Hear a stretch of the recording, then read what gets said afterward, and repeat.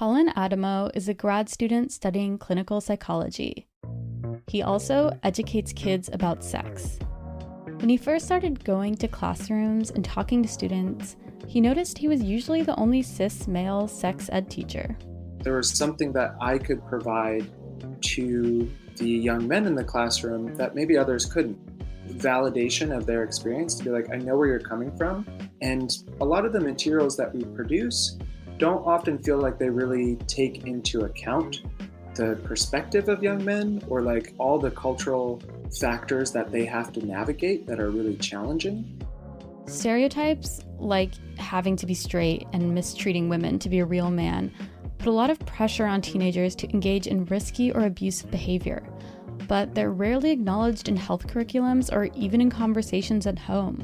So Colin says that it's really powerful to be upfront about masculinity. Being sexually transmitted infections, intimate partner violence, sexual assault, and homophobic bullying. All these issues that we've been trying to address for decades, they all involve young men, and yet they never address young men directly. You know, there's some problems around these other issues, but really if we help young men embody more transformative masculinities, like a lot of these other problems will be solved inherently. Transformative masculinity. It isn't a new idea. When second-wave feminists were fighting for equity, a lot of them included men in their vision for gender revolution. This is Betty Friedan in 1964, speaking about how a lot of men began challenging their traditional roles. Kill bears when there are no bears to kill, and napalm all the children in Vietnam and Cambodia to prove that I'm a man, you know, and be dominant and superior to everyone concerned, and never show any softness. Well, these boys that are wearing their hair long are saying no. But part of the reason transformative masculinity never became mainstream is because of a patriarchal culture of abuse and silence. And that has real consequences. A disproportionate number of men are in prison, show symptoms of depression, and commit suicide every year. Young men are often getting a very direct and brutal education about being a man. My dad used to hold me down while I twisted my arm back. The pain would be piercing. He would keep twisting until it would almost break, and he would say, "That doesn't hurt! Quit complaining! Be a man!" That's Galen Silvestri. He's sharing stories about his past at a live event hosted by the Men's Story Project. He grew up being told, don't show vulnerability or pain.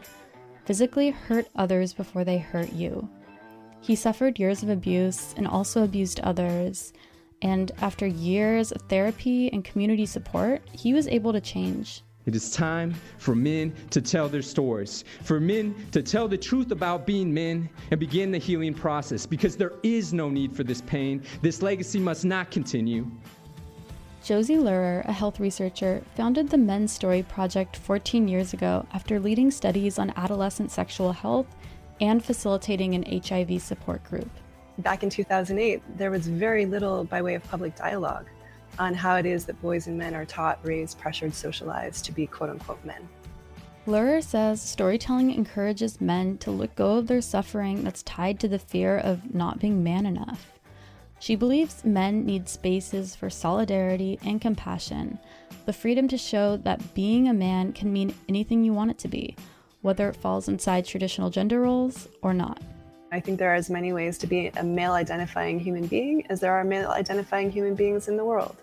If a particular guy wants to play sports and, whatever, do things that, eat really huge cheeseburger, well, I don't know if I would support the eating huge cheeseburgers. But anyway, the point is, if he wants to do some things that have been stereotypically called masculine because they really love those things and it's not hurting anybody, cool. I don't have any issue with that. My only concern as a public health person and as a human in the world is about supporting people in living lives of health, equity, and self-expression.